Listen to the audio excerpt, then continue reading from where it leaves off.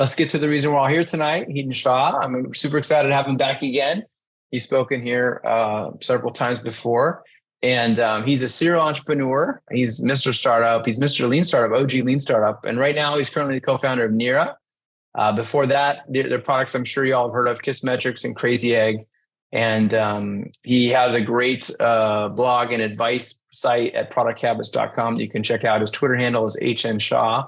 And he's going to share his advice with us on the past, present, and future of product market fit. So with that, Hiten, welcome. Awesome, Hiten. Thanks for a great talk. I took tons of notes. I shared the link to the doc with you in case you want to refer to it, but you probably don't need to. It's me just taking notes on your stuff. So I appreciate it. Yeah. So a couple of things. First thing is, it was so awesome to see the OG slides, the OG concepts, and how people thought about it back in the early days of Lean Startup as a foundation. So you really delivered on past, present, future product market fit, the title of the talk, which is great.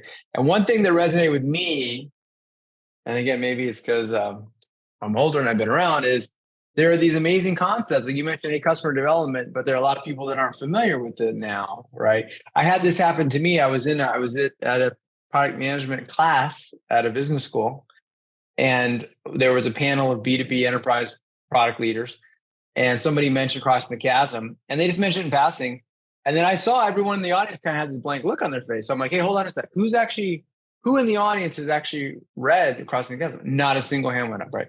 So it's just, I just wanted, we don't have to talk about it long, but just this phenomena of there are these, and it's not for everything. You don't expect people to know everything, right? But it's like the kind of the core ideas that have stood the test of time. I don't know, but just open questions like, why does that happen? Or the ways we can like make that better? I don't know what your thoughts are on that. I'll start with twisting the knife first. Okay. I was talking to a friend of mine who worked at some really large company that you already know and is public, and you might know but not like. You're not going to guess which one it is, so don't worry, because most enterprise products you don't like. But it's an enterprise company, okay. Majorly focused on enterprise. They have other things too. Okay. And he was talking to senior engineers, like you're talking like probably 1 or 2 levels down from their CTO, and I'm talking about like one of the largest companies on the planet. And he said product market fit. He just said it. Nobody knew what it was. Wow. Because these are not startup folks, and they grew up in this company. This is a company that has people that have probably been there for 10, 20, 15, whatever years. And he was just like, this is the culture there. This is the thing that they don't understand. They understand a lot of things. Yeah. They're very massive. They know what butters their bread, so to speak, and they're very good at it. But this one thing is what will tell you everything you need to know about that culture. And it blew my mind, because this is something that I expected even folks at the large companies to understand at this point, or at least have awareness of. But there was like a lack of awareness there. So I don't think there's an answer to this at this point of getting everyone up to speed, because there's so much noise. And for such a long time, it was so easy. Like, I know you remember this, Dan, but like Lean Startup was started because it was hard in 2008. Right. And until things get hard, people don't have a desperation to come. Eric didn't have he was, not that he was desperate, but like we were all desperate for something new that would help us figure out how to get out of this rut. And the rut was like not enough capital, can't just throw money at the problems, right? And, in some ways we're kind of in that kind of market again, but I just don't see anything creeping up where like there's enough attention. We had attention back then. Right. Yeah. No, it's interesting. I think there's a couple of things, I think, there's a product life cycle, right? There's a product life cycle for like new product, and it's if you're lucky, it keeps growing, and then eventually it gets to flat maturity, then it declines. And, I think companies have that too, right? Obviously companies have that too, have a life cycle.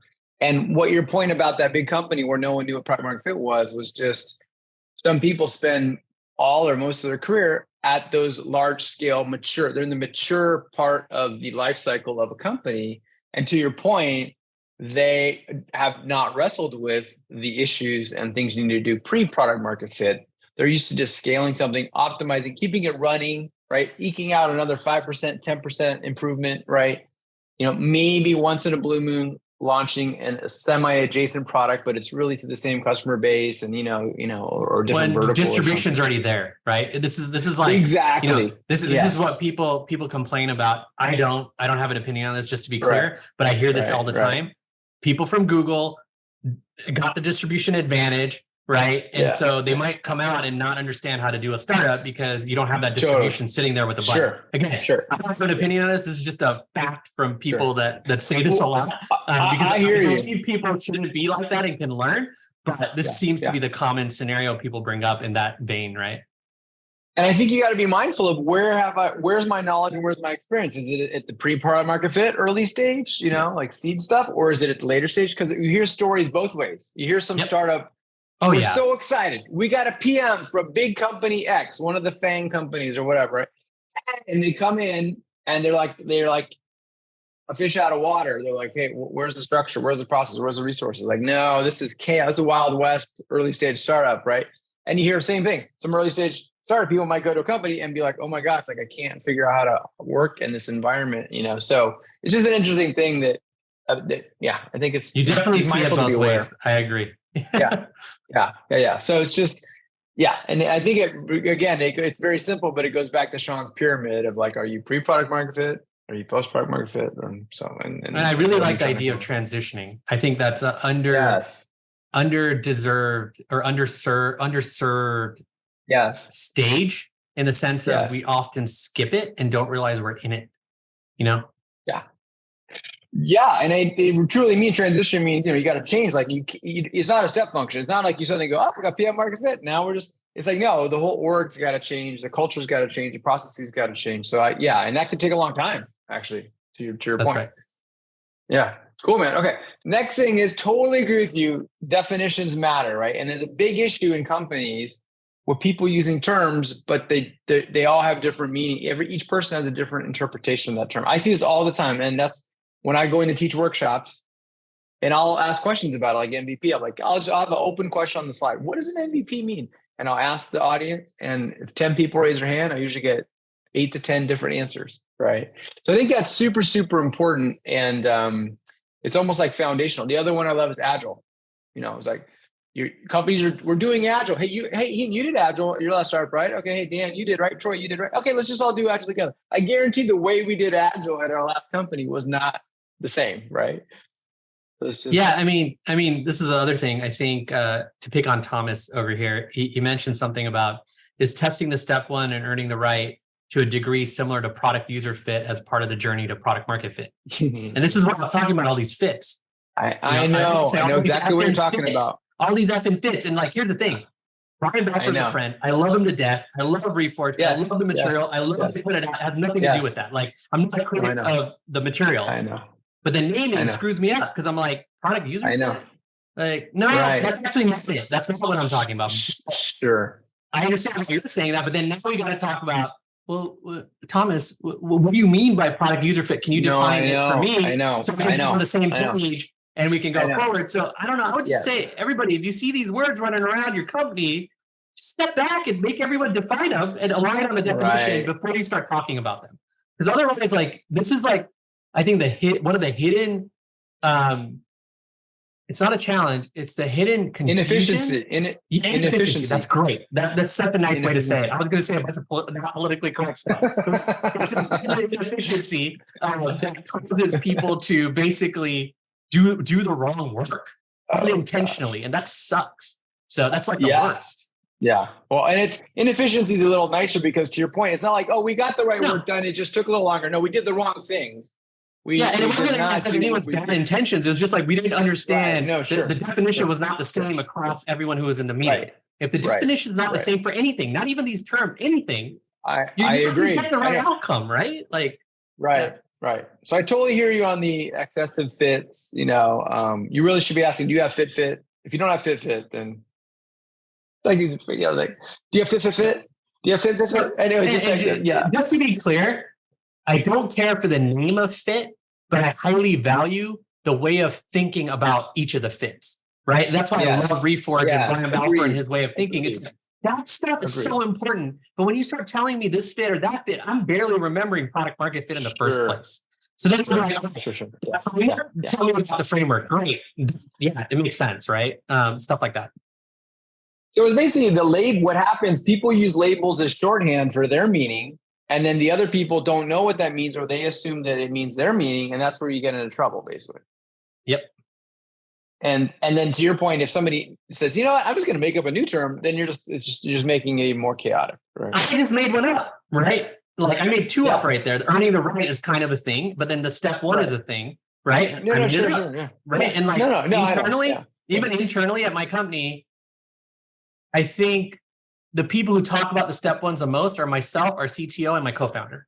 Everyone else, it might be in some docs, but they're not discussing it because it's not important to them. Right. Meaning like they don't need to worry about that as much as us who need to define where are we starting? What is this going to start with? Yeah. Right. Yeah. So the one that we should talk about is MVP, because that's one where people have invented alternatives like minimal lovable product, minimal sellable product, minimal marketable. And so that's also a telltale that like people don't quite get it.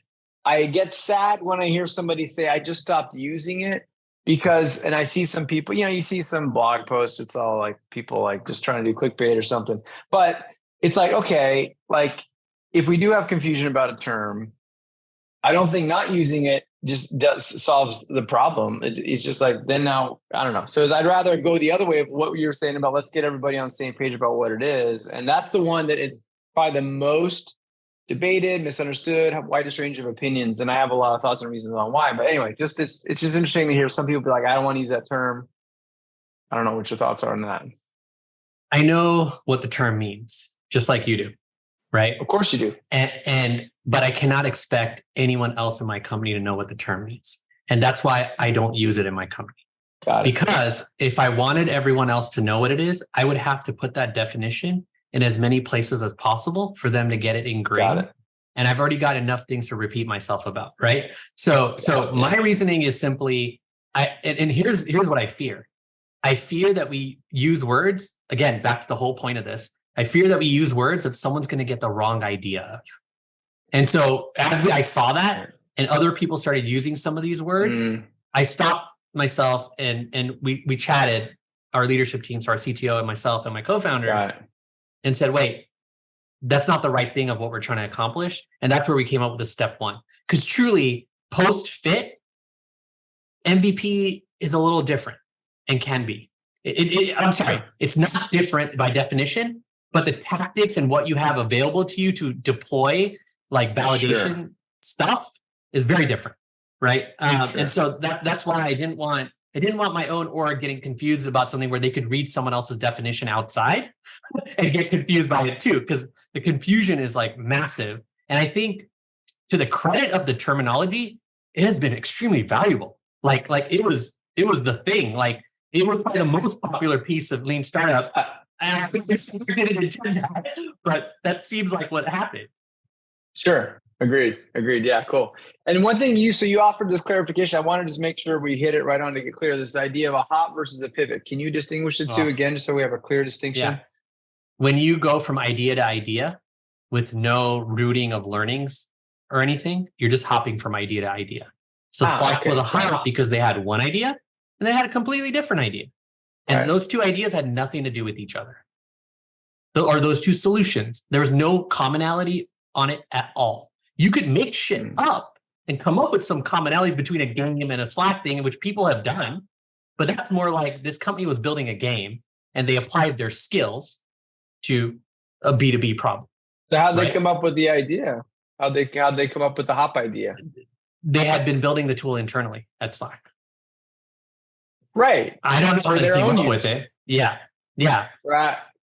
But is my point. I see. So and it's funny because that same entrepreneur, last time before that he went to make a game, he made Flickr, right? And and the story goes that when you've got a game, both times he had a remote team.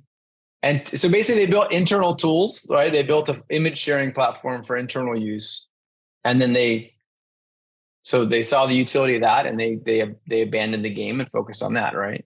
So here's what I got to in my head as you were talking. A hop has nothing to do with the customer. A pivot has everything to do with the customer. That would be my definition on a very clear, I see. Anyone else can do Makes what sense. I just did, Yeah. right? I see. Gotcha. Yeah. Cool. Okay. Got it. Cool. Makes sense. And I'm glad that you, and in a counterexample, Instagram started with bourbon, threw something out there. They paid attention. They learned. They said, "Hey, people really only care about the photo sharing. Let's." That was our pivot, probably one of the biggest, most interesting pivots in history. But it was a true pivot if you know the origin story, and that was the true origin story on an extreme level. Like I was in the offices. I didn't speak with them much, but I was in the offices where they came up with it. So I'm very sure of this.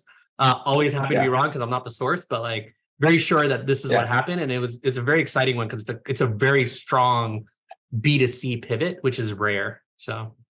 Right. And what I love is, luckily, because I'm not quite the product historian you are, but I pride on certain examples, is they actually, it was there. They were, when they decided to pivot to photo sharing, again, I wasn't in the room when it happened, but I get the clear impression they're like, well, there's already a lot of photo sharing apps. How are we going to be better or different? And they actually have slides on that were, that their design team was sharing at design conferences. You can see their whole freaking value prop. Like it was like, basically faster, more beautiful photo sharing, right? So super clear. It's also a classic pivot. We built a bunch of features. People were using one of them the most. And we decided that the whole business should be that feature, or the whole product should be that feature. Right. It's a very classic pivot. Yeah. But then what I would and onto that is, they didn't just say, cool, let's launch a photo sharing app. They actually took a step back and said, if we're going to go into the photo sharing market, how is ours going to be better? And they picked a few very specific things that were right. And it's like, it was so smart. The size of the file upload, the scale that it's a square picture, and then it's filterable, which gave you the scrollability that we're now all used to. Yeah. It was a great wedge. Great. I would call that a great step one that they came up with for that product, because it earned them the right to get to, an acquisition, and then now like a massive product. Yeah, totally agree. Cool. Okay, cool. All right. So thanks for clarifying that. All right. Next up we got, so you made a little, somewhat controversial statement. Most PM advice here is irrelevant before you have PMF. I guess it depends on the advice and who you're listening to. So I'm curious, what are some examples of PM advice that isn't relevant before you have product market fit? Most of the stuff product management is trained on is not relevant, because you're trained on specs and stuff like that, right? You're trained on things that slow you down, not speed you up, typically. And what I mean is speed to learnings.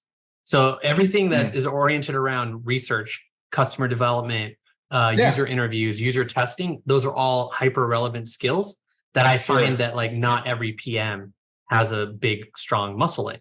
But if you find a PM that has that muscle, they're actually much more likely to succeed at an early stage business, because it's that work. So remember when I mentioned the G2 crowd analysis and the job descriptions, all that, I would want product managers that have or want to do that stuff, because that type of customer research is the stuff that matters. While your product development processes, they can be super janky. Like they can be non-existent, and you can get away with it pre-product market fit. But post-product market fit, you can't, because otherwise you hit the tech debt issues and all that. And then there's not a science to preventing tech debt post-fit, because pre-fit, you're not caring about tech debt because you're scrambling to get the product done, right? I mean, at KISSmetrics, we got to fit, and then our head of engineering had to spend 90 days himself rebuilding a bunch of crap to scale it. And while he was doing that, the rest of us went and built a second product. And that was KISS Insights, which turned into Qualaroo. And that's kind of what we had to deal with back then, where it was 90 days of tech debt and we were bored. The rest of us were bored. We had literally nothing to do. And so we built a new product, right? And I don't know if that was good or bad, but that's what we did. It worked across the board. But that's the kind of thing where, to me, like, I haven't seen a lot of the non-research-based product management skills helpful pre-product market fit. I know that's still controversial, but like, no, it's not good. I'm just curious, what are those skills? I'm just curious, what are those skills? Like everything you learn in the project management books, everything you learn in the product, which is like how to like write specs and how to like align with stakeholders and how to do all those things that are process. The short answer is process. And I'm not saying you don't need a process, but what I'm saying is you don't need a product development process. You need a research and learning process. Totally. And that's no, it. I agree. Right? Yeah. And yes, the best product people, they're skewed that way regardless of pre or post product market fit. Right? Yeah. They just are, because naturally you realize I don't know anything. The customer does. Right. Yeah. In that case, it's no customer. It's a hypothetical customer. So it's even better because there's no customer, right? Yeah. So. No, and I totally agree with what you emphasize, which is the PMs that embrace and know how to do the discovery well and things like that, right? And that's why I smiled, because I love seeing the customer research is hot right now slide that you had. I think you shared that in one of your previous slides. And I've been, I love it. Yeah, it's so good. And but the funny thing is, like, so I was fortunate, like at Intuit where I worked, even though it was medium size, it wasn't that big.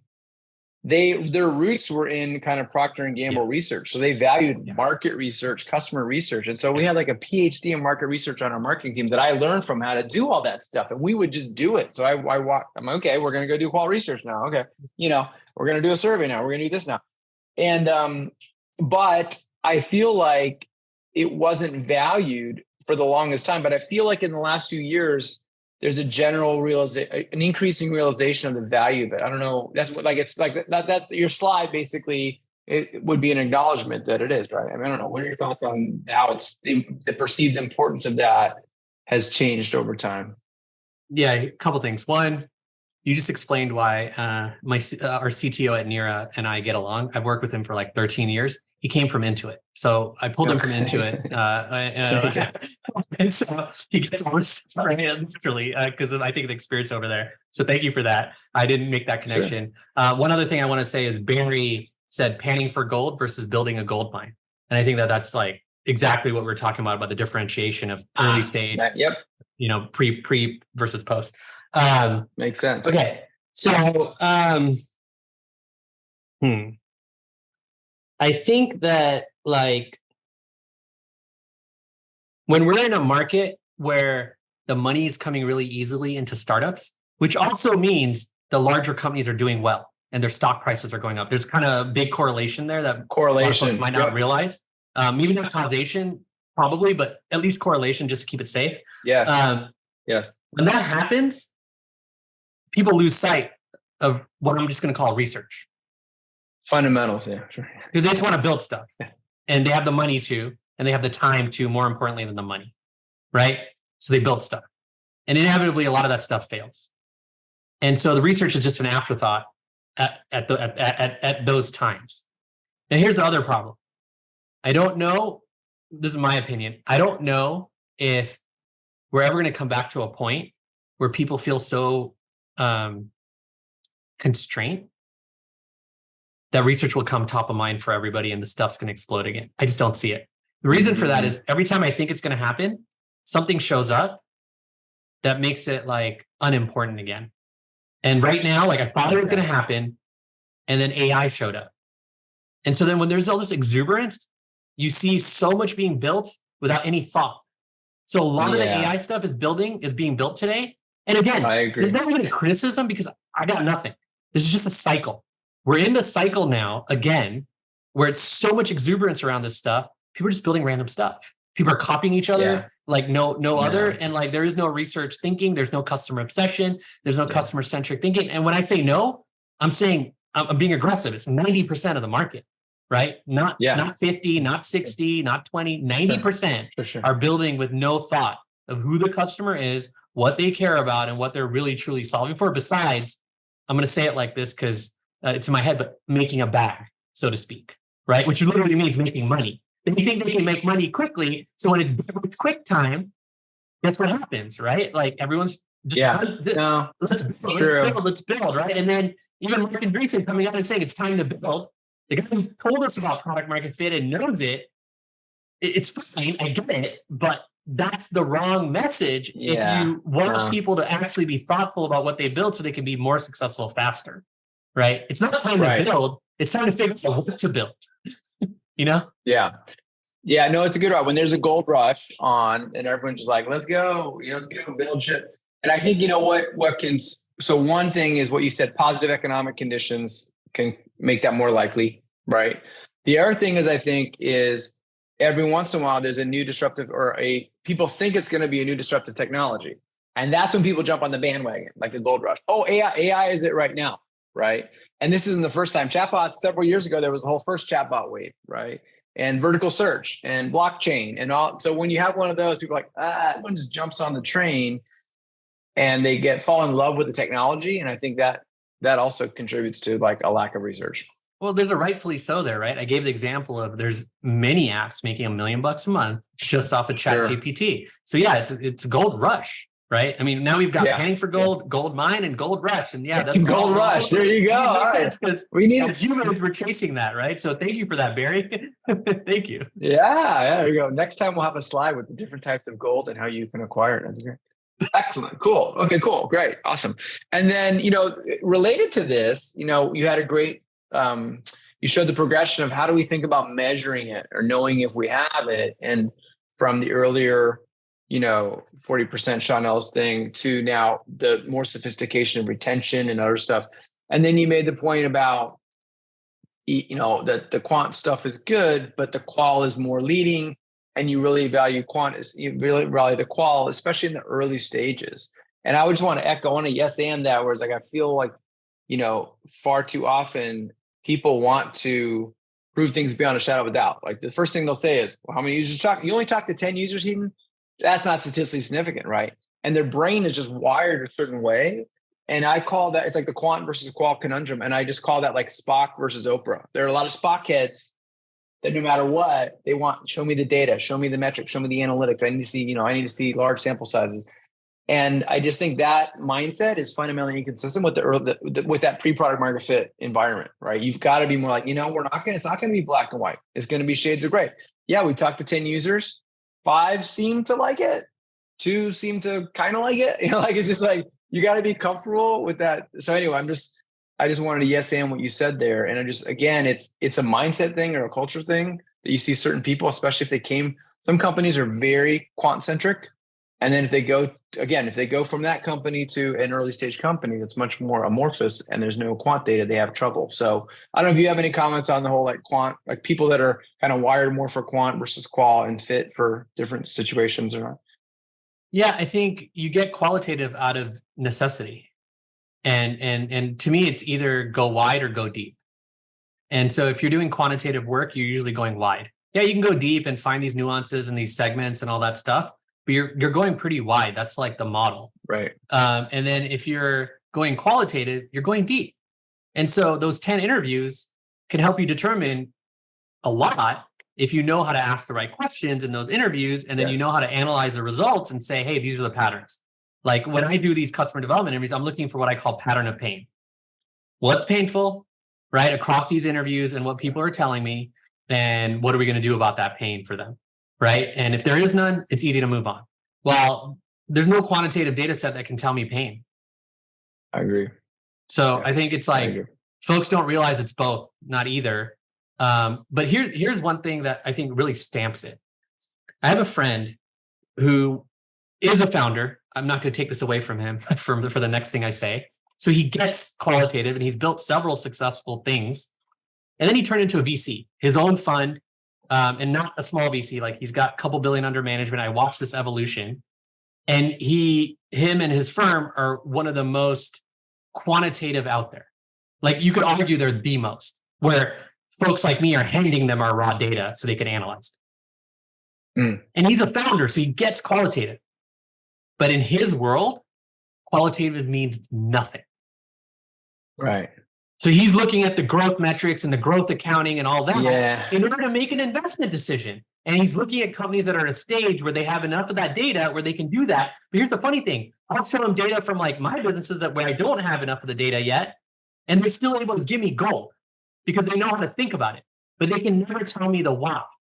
They can only give me guesses as to why does the data look like this. They can also give me heuristics between all the companies they've seen and kind of some of the mapping to where should I be or where are companies like me and other things. This is all benchmarking and stuff. It's not actually that helpful to me unless I can go point out, oh, you see this thing? Oh, yeah. And then you go talk to the customers that are in that state or that got there and then you get gold. And so it's almost like the quantitative can point you in the right direction to get to the why. So then you go figure out what to do. Right. So that's kind of how this stuff works together. And when you don't have enough data, you can only go qualitative, and you have to, which is just deeper. Or when you don't, this is another thing, when you don't have enough data or people or users, you can go even quantitatively deeper on that user and everything they've done, and then find the same pattern. So again, I don't think it's a this or that. I think it's like both. And I think like it's not that hard for someone with a quantitative mindset to start understanding this if you talk to them about it like that. Yeah. Yeah. Well, back to your point though, I think that it's unappreciated. So I know people that, so it's like if you value doing those interviews or you don't, right? Kind of simplistically. If you do value them, what I found is people, they realize it, or maybe they didn't realize it first, but then their first product failed and they realize, oh my gosh, we're not doing it right. And they go talk to people. But then there's a separate element that you touched on briefly that I want to emphasize, which is how good are you at those interviews? How good are you at asking questions and listening and really kind of, it is like kind of, panning for gold. Like, how do you know when to go explore a certain area versus not explore an area? How do you find the patterns across things? Anyway, so it's easy to say, let's go talk to people, but it is a skill, and some people, now what I think of too, some people like to be like, yeah, we have user researchers. That's why we use them. So now if you do that approach, though, you're decoupling who's doing it and who's getting the direct knowledge from you, the founder or the product person, which is suboptimal. So in my opinion, the optimal solution is you need to get better. You're never going to be like an expert in it, maybe, but you need to be good enough at these interviews. So I'm curious if you have thoughts on that. Yeah. One of my really good friends worked at Facebook for a while, and we were just talking, and one day we were just talking about product, and I was like, well, what's going on? And he's like, I found this thing and it's obvious, but it's really interesting. The product managers and the product teams that are most successful at Facebook, and this was a while ago, so take it with a grain of salt, but it's just an interesting anecdote. Yeah. They're the ones that use their user research team the most. Mm-hmm. That's the statement I have. So it's like, if you have a team, great, use them. Sure. Your system's set up so you're not doing it directly. Okay, not the best, but go use them. Sure. Yeah. My interpretation of that data point would be back to the company lifecycle and scale. At a large company, that is a viable option. What I'm saying, it's a founder, early pre-market fit. That's why I put a lot of emphasis on what a lot of people would call market research earlier. Yeah, exactly. Because I've been in the situations, and again, no one's fault or no one's thing, but a lot of stuff when those interviews get synthesized, because the next thing that happens, they go, I don't even need to go to that interview because Sally's doing it. She's going to do a write-up. That's where all this stuff gets left on the cutting room floor. Like, so you need to be there firsthand, even if you're not. Anyway, you're talking about my interpretation. You're talking about my interpretation pet peeve, right? So what we do at Nira and what we have now, and I'm going to blame my co-founder for this, who, I'm a nut for this stuff, but she's insane on this. So what I mean by that is we have thousands of pages of Google Docs with every conversation we've ever had with anyone interesting related to what we do. Thousands. Like we just don't mess around, and we don't record calls usually. And it's not that I'm against it, although I am. It's just that I think it's a crutch that people create because they're like, oh, I don't have to listen. I don't have to pay as much attention. I can just it's just like, come on, yeah, you can record it, but take your notes and make sure they're good. Right. And not like paraphrase and crap like that. Anyway, I can rant on this one. As long as you're not using it as a crutch, go ahead and record. But if you're using it as crutch, don't record. Since you said that, I'll share my data, because early on, back in the freaking 90s at Intuit, somebody once said, yeah, let's just record it. No one goes back and watches the videos. Let's just be honest. No one goes back and watches the videos, right? Nobody does. So just, and the transcriptions still need to be translated and summarized. When people are going to do it with AI, and AI is not going to interpret the nuances. We're not doing it where it's going to understand the inflection point or any of that really well, or then you're solving a problem that a human needs to solve, and a human absolutely needs to solve it. But yeah, all these things can help, but you can't get away from the interpretation, and that, and in fact, you got to get good at the interpretation of reading between the lines if you're good at this, and that does not come from transcripts and things like that usually. I agree. And there's one other thing too, where it has to go beyond that, which is, I would argue, is not just about being there firsthand interpretation. to get the most out of these interviews, you need to dynamically adjust what you're asking based on what you hear in the moment. That is and I know that for some people that looking at deer in headlights, like, oh my gosh, that sounds really tough because I don't even know, I don't feel comfortable even interviewing in the first place. But that's where you get the true nuggets and value, is when you're talking to someone and you realize, hey, wait a minute, they're saying this. Let me go down this line of questioning and see. And I don't know what if you that's the whole panning for gold type of thing in that scenario. Actually, that just summarizes what you're doing. You're like, I don't know what I'm going to get. Like basically, you can't go into an interview expecting what you're going to get, right? And like exactly, the hack is like have no opinion. But all of us have opinions. I mean, you heard so many of mine today, right? But like, you get on an interview, have no opinion, don't react. Like there's all these like rules, and it's very hard. It's a skill. I wouldn't even say I feel like I'm an expert in it. I do it the best I can. But like, you know, the person who who wrote the book on this, Cindy Alvarez, I hired her at KISSmetrics as our first product manager because she was absolutely amazing at those interviews. Like, just so good at getting the gold and knowing what to ask and not having an opinion. That I was like, I need to work with you on this stuff. Right. True. So there are people and they have great skills there. It can be learned. I'm not saying it can't, but when I find someone that's really good at that, I get really excited. Yeah. Well, they had to learn. The people that are good at it had to learn. It's definitely learnable. Like I didn't know any of that before I went into it, and I learned from some people. So you definitely can learn. Okay, cool. Well, thanks, Hiten. That's awesome. Let's switch over to audience questions. We have some questions here. So I think first up we have Carrie. Great. Hi, Hiten. Hey. So looking for an answer from you from a fresh point of view before I piss and moan and whine and complain about healthcare and health tech innovation.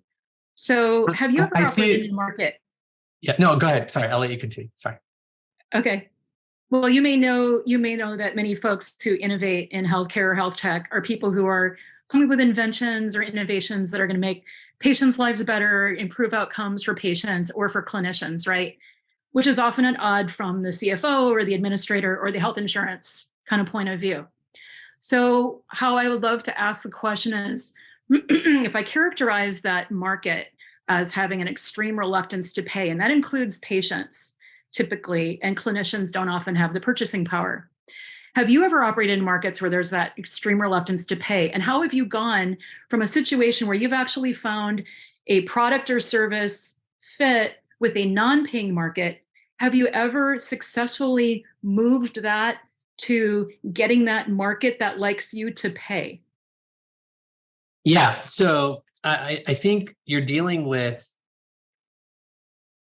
an industry where what I'm about to say is more of a problem than other industries.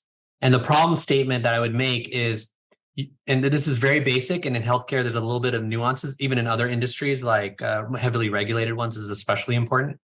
But basically, what you're really looking to figure out is what really great enterprise salespeople do.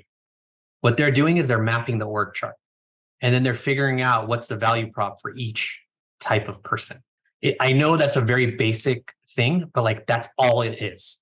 Every answer you want comes out of that mapping and knowing what butters everyone's bread, as I like to say it, right? And if you figure that out, then you figure out if what you're doing is viable or not.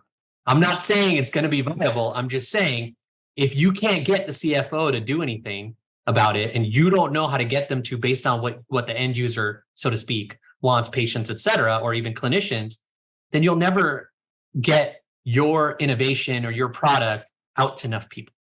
And that's kind of what you need to internalize. Yeah, exactly. It's just a slog that I'm already doing that and been for a while. I just was wondering if you've discovered any silver bullets outside of healthcare and health tech. So the silver bullet is this, there is none, but it's this if there is any. And it's just hard work, but I'll say what it is. And again, it's just going to repeat what I said in a different way. But if you know that the value for the end user exists, or for the clinician, or for both of them, and they're into it, I would stop all efforts in that area in the business, if you can, and drive all your energy towards the buyer and figure out what the buyer cares about in context of what these other two care about. But I would stop all efforts on the other side completely. So you can go, I would be desperate to validate or invalidate that, because if you figure out that that's not going to work, then you got to go to insurance companies and try to sell something to them, or do something else, right? That's just an option or out.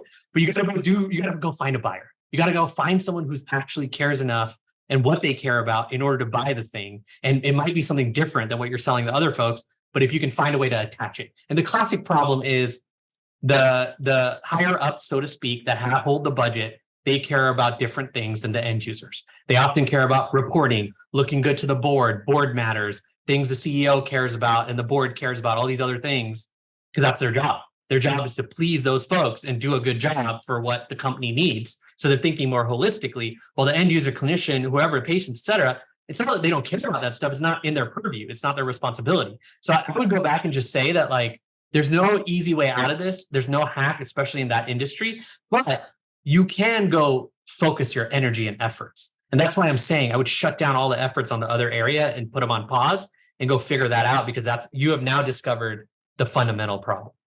And you could argue the that product buyer fit. Yeah, there you go. Exactly. All right. And I wouldn't even call it product buyer fit, because this is the issue with this framework, some of these frameworks. I don't know if it's just a product they need. I don't know if it's even a feature they need. It might just be a reframing of the same thing. It's usually a reframing. It's usually not something new that they need. And that's what I'm saying. I would stop all the other efforts and put your customer development and research towards those folks. That's really all it is. That's why I'd be careful about making assumptions about what the solution is going to be for those folks in order to get your product into the organization. Okay, very good. Thank you. Absolutely. Yeah. Great problem. Really great problem. But we have that same problem in enterprise. All right, great, Kerry. Thanks for your question. Okay, next up we have Ramanan. All right, go for it. Cool, thank you. Hey, Hiten. I think there's a thread from Kerry's question that will follow into mine as well. So Mike, thanks for, you passionately talked about pivoting, as well as, you said you will probably touch on the B2C dynamics later. I'll be moving into companies soon where they have this B2B model, and it's an established company for many years. And now they're thinking about also tapping into the B2C market. And then you can think of this as it's a live streaming product, by the way. And there is a providers who is the businesses, and there's consumers on the other side. Now the founders and CEOs, they haven't actually dealt with B2C before. So this is new for everyone. Me going in as the head of product would love to understand sort of your view around what does the B2C dynamics looks like. And for a particular product, you're pivoting from B2B to B2C. What does that actually looks like? Yeah, I'll start with the fundamentals that are the same, because I think they're still important, and we didn't talk enough about them today. My fault, not anyone else's. Is really defining the customer. So what you described to me was a high level understanding of the customer and the different parties involved. But this is a basic way to think about it. But all you're doing is figuring out how to serve another customer, and that could be a customer segment. That could be a completely different customer, like the consumer versus a business. So I go back to basics and say, what are you really doing? You're just doing another essentially validation, invalidation exercise with a different segment or a different type of customer, whatever way you need to describe it internally to get everyone on board. And so if I were going into that role, I would spend a lot of time thinking through, how do you design experiments to validate and invalidate hypotheses around that other segment. But I would say the same thing to someone who said, I got this B2B product, and I think, like for us, we sell to IT folks today. We're doing customer development for security folks right now. So I would say the same thing to myself. It's not any different in my mind. Yes, the questions you ask, who that actual customer is, what you need to learn from them or want to, and the hypotheses are going to be different, but the process to me is still the same. It's still customer development. It's still interviews. It's still mock-ups with user testing. It's still all that good stuff. But it's just targeted at a new segment that you want to go after. And the challenge that people have with this, that I think I'm hearing underneath, is that there's two challenges. One, you don't know how much you're going to have to change the product. You might not. And so you kind of have to start with a blank slate. Orgs that already have running product with a different segment they're attacking might have a hard time doing that. So I would come in and say, hey, I don't want any of us to expect what we're going to have to do to service this segment. I'd rather go in and validate things and then figure out how to service them. This is the whole idea in Lean Startup of problem team versus solution team, or splitting up the problem and the solution, right? And so you're going to come in, you should be going in and being the problem team, because it's likely the company might not have a lot of that right now, right? And then once you define the problem, then you'd go to what I call the solution team, which would be the people who are building the product, engineers, et cetera, whoever, and really talk about, these are the problems I heard. What are the solutions we can come up with? Whether our product can do it or not. Then you can talk about what's the low-hanging fruit for what our product does. But you almost want a blank slate, not almost, you want a blank slate to do this. So that's one big issue that I've seen organizationally. I think the second one on this is impatience. There's always tends to be an underlying organizational impatience that usually comes from excitement. Because the company has to be excited about this, or they wouldn't be working with you or trying to hire you or hired you, right? Well, there you go. That's what you're going to fight, because the first thing I said is going to be very hard unless you can cut through the excitement and get everyone on the same page about the process and how to do it. Yeah, that resonates with me because I haven't even started yet, but I had a couple of conversations. I share the excitement going into a new segment, but I'm afraid inside that, we are losing the more reliant revenue source and trying something new. But I have to be careful because these people have got 10 years experience in the product industry and they have a conviction that this will work. So what you're trying to do for them, and this happens to founders too at any stage, a lot. And I know I don't know if it was you or someone else, but one of the things I saw in the chat was related to this, is they are probably solution biased. And you need to come in and be problem biased and start making them understand, I need you to hold your solutions for now. Or I'm going to take your ideas and solutions and turn them into hypotheses. And I'm going to go with whoever you can work with or whatever, figure out which ones of these are true or not, and what can we learn about them. So really, when I come into a scenario like this where there's a lot of solution thinking going on, I'm like, all right, let's take those, turn them into hypotheses so we can go experiment. Because without those being those are just, you really need everyone to internalize that these are freaking guesses. These are not definitive, we need to build this. This is not definitive, validated. This is not guaranteed to work if we ship it. If anyone believes it's guaranteed to work, then go ship it. Right? Like literally, if you think this is guaranteed to work, I don't need to be here, go ship it. Right? But if you still want to figure out how to make something that's gonna work and have a higher chance of that, much higher, then we got to go separate solution and problem and go find the problems and use the solutions for hypotheses that help us kind of figure out like how to validate it and validate. So that's kind of the ultimate like problem I see when people come from solution first, whether it's a startup or a larger org, it's the same problem, which is they're not thinking about the problems and they're thinking too much about the solutions. Even if they think they're thinking about the problems, they usually aren't, because they just have so much depth and context that they want to think about how to solve things. But you got to step back and get them to start defining problems and hypotheses. Thank you. I think you hit the nail on the head.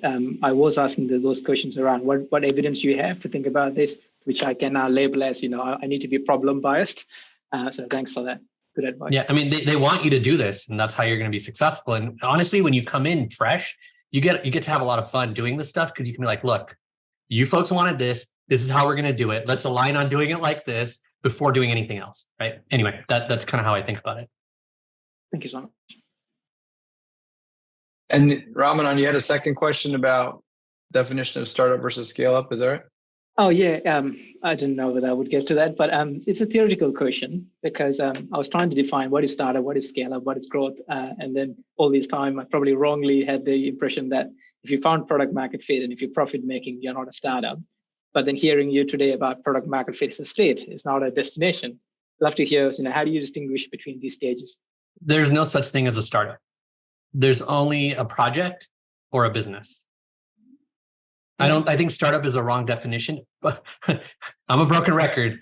That definition, what a startup, I've even on Twitter asked people, what is a startup before? Maybe I'll do that again soon. But like, people have definitions. The best definition tends to be, it's not a business yet. And then when it turns into a business, is it still a startup? Maybe. So that's what I'm saying. Like, to me, it's project or business. Turn your project into a business is really what your game is early on. And then once you do that, guess what? You're turning new projects into businesses constantly, right? So to me, it's like, you're not a startup ever. You're either a project or you're a business. When you start making the money, you're a business, but does it matter if you're a startup or not? That's my problem with this. Does it matter if you're a startup or not? right? So I think the definitive thing is once you go public, you're not a startup. That's like the cleanest like designation, even though it sucks, that I can think of. That's why I tend not to, if I were in a conversation with you and you really cared about this, I would ask you, why does it even matter? And then I think we'd come to the conclusion it just doesn't matter. Yeah, that's why I say it's a theoretical question. I just go more from a definition point of view. That's good. It's on today's theme for whatever reason. Yeah, thanks a lot. Yeah. All right, great. Thanks for your question, Ramon. Next up, we have Barry.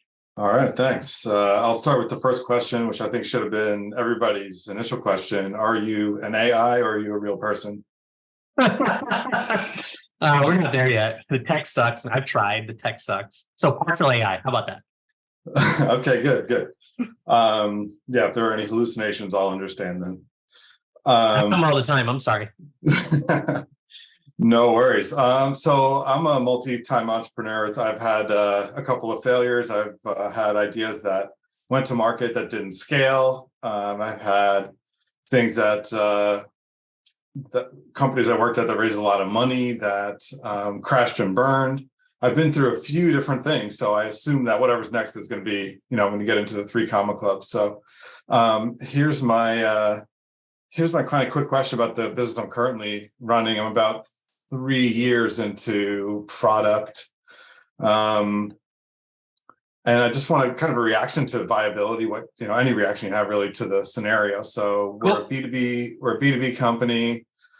We have no customers right now. We're up to 3 customers. We ran a pilot that converted to a single paying customer. We ran for 2 years and iterated and did all the user stuff and had a very close relationship with the team, and we're constantly iterating and listening.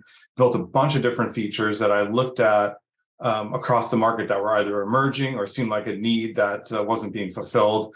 Unfortunately, a lot of it was through COVID, which could be a positive or a negative, since we saw indicators that were indicators for that moment that are no longer indicators. Mm-hmm. Some people churned for different reasons than the main one, and then the main one got bought. The main company got bought, and then when the acquirer, which was a very large company, came in, they stamped their tech stack on the business and canceled us.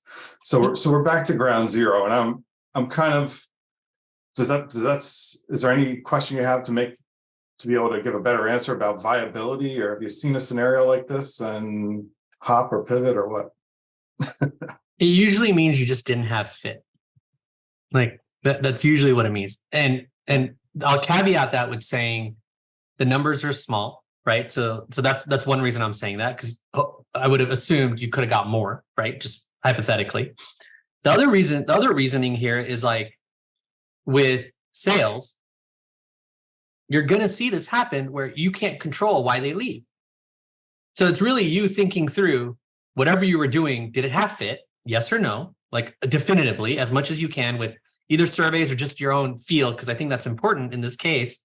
And then realizing whether there was anything there that you think, again, back to the whole pivot or hop, are learnings that you can take with you. And if not, it doesn't, look, I know I said there's a difference between pivot or hop, and I was very aggressive about it, so to speak, but like, I don't really care if you hop or pivot, right? Like, I don't have an opinion. I just want people to use the right definitions, because I think that's really important, because if you start calling these things pivots and they're not, then you're kind of not understanding what a pivot is. So to me, it's like, did you have something enough where you could take what you had and figure out, is there a different customer to go after? Is there a feature set that you can blow out like Bourbon did with Instagram? What is it, right? That's kind of where my head is, which is like, I would be doing a process of just investigation to figure out what your opportunity options are. And if you look and you see, and you're like, there's nothing I learned there that's going to help me do anything else with this product or customer segment or a different customer segment or whatever, then go do something else, right? Like, that's it. But like, I gotta say, if you had a few customers, they were paying a decent amount of money, I'm all assuming all this stuff, and they were happy using your product, it's gotta be something there.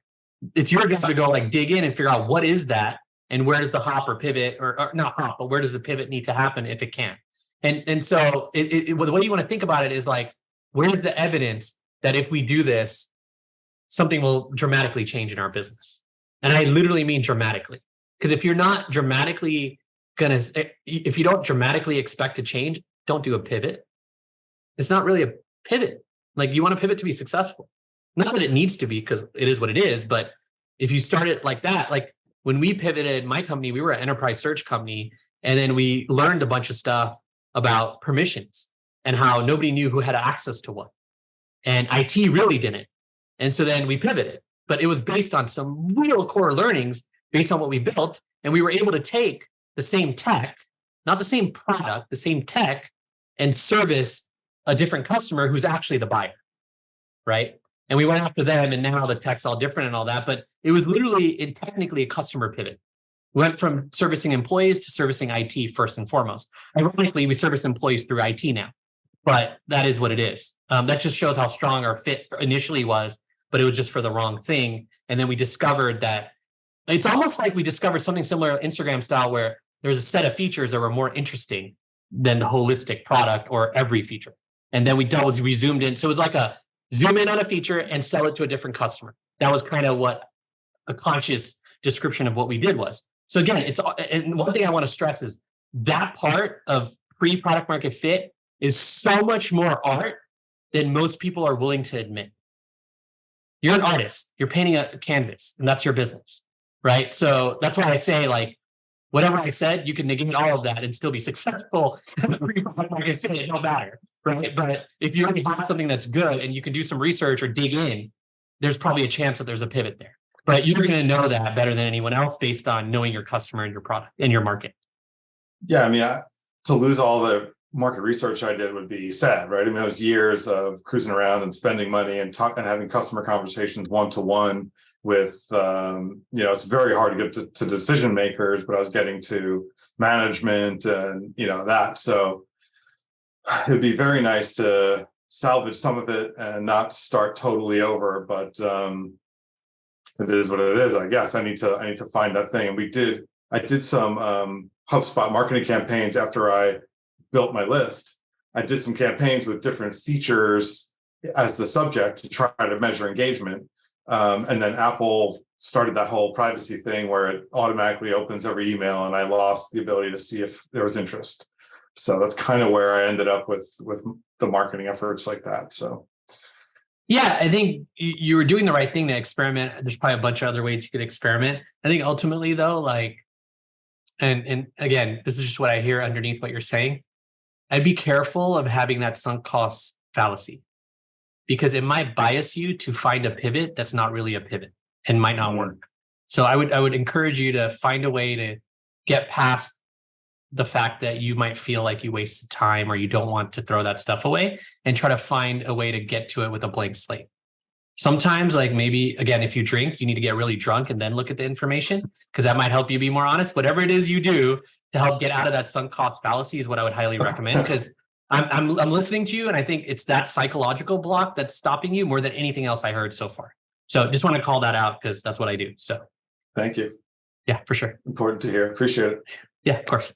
I remember, Hiten, back when you and I met, like around 2007 or so, it was hot. We were going to all the startup things and all that jazz. And I would bump into an entrepreneur like at these weekly happy hours. And I'd see them like 3 happy hours in a row. Each time I saw them, they had pivoted to a different idea. And so I like to say, if you pivot 3 or 4 times, you've gone in a circle, basically. So, all right. That's great. I love that one. Always be pivoting. Like they never did anything. They were just like talking. I pivoted. Like it was not based on any data. It's just they're chasing the latest. Hot and that's why I'm staunchly like, hey, we need to talk about definitions or we can't do anything. Yeah. Cool. Okay. Thomas, you're in. Go for it. Oh, thank you. I'm curious, earlier we talked about gold mine or gold rush, like ChatGPT, right? So I'm curious about your take of like, in the situation where we're sitting on a piece of very cool technology, right? So like we have like a super fun candy, and in the future it will be publicly available, but there is a huge gap. Right. So like how to, what is your take in terms of like how to experiment on or figure out and embark on that journey of figuring out this product market fit? Yeah. You're in a very, very precarious situation. And if I could pull up the definition of the word, I would, but I'm not going to. The reason I say that is that we psychologically get invested in our solutions. All of us, like even the best of us, I've seen it even in people who I think are great at customer development and all that. You get stuck on something, the customer, the type of customer, the product itself, the feature. I mean, this happens all the time. You're in that boat right now. And so, and again, we're getting in, just like with Barry, we're getting into some of that psychological side of it. So I would encourage you to, this is what I would do. And I've had to do this before. I would find the hypotheses around your customers and be like, oh, this customer, and then take your solution, like I mentioned earlier, and find those hypotheses for that customer for your solution. And then I would mentally throw away your solution so you can do proper customer interviews. Because if you have your solution in mind, and this is like very hard, this is probably one of the hardest things to do. Once you have a solution, this is what I meant, is precarious, because you have to like untrain a bunch of stuff or undo. If you have your solution in mind when you're talking to a customer, guess what? You're going to bias the whole interview towards that solution, like instantly, even if you're not trying. So you need to find a way to not care about your solution, not care about what you built, and instead care about the customer need and finding the problems. And I think it's one of the toughest things to do if you've never done that before. So you almost need to ignore everything you've built so far. And I know that's going to sound absurd because you're like, hey, I built it, blah, blah, blah. Yeah, use it to form hypotheses, but don't use it as like, I need to sell people that product. Don't use it like people got to use that product. Be very open to completely changing the product. Again, I know tough stuff, but that's kind of what I would do or need to do. And our team would need to do if I were in your situation. But it would be basically start from scratch and do customer development, but use what you've built to have hypotheses. The reason I say it's hard is because you built it, it exists, and you're gonna be in solution land. It's like you're naturally going to be in solution land because you've invested so much in it. It's like a mental investment you've made, a physical investment you've made, and now you got to kind of undo that. So you're basically starting from scratch as if it didn't exist. But you're like, wait, it exists. Yeah, so what? Because you don't know what's on the market need, so it doesn't actually exist, right? So that's the kind of thing that is it's one of the toughest things to do. I hope you can do it, but these are the things I recommend. But it's literally very hard. Like I've had folks struggle so much where they just had to ditch it because it just wasn't working, but they were so stuck on it and they had the emotional attachment, and eventually they spent too much time on it and probably wasted a lot of time. So this is kind of the hard job, I would say. Super valuable input. So thank you so much. Yeah, for sure. Great. Thanks for your question, Thomas. This, this whole problem space, solution space is something I'm very passionate about, obviously, and talk about in my book.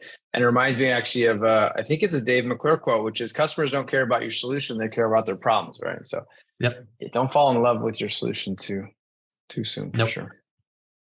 Yeah. Cool. Okay. Well, we finished all the questions. Hiten, thank you so much for an awesome talk. Great chat and great Q&A. Awesome to hear from you. Yeah. Thanks to everyone that attended too, and for all the thoughtful questions and discussion. It was a lot of fun.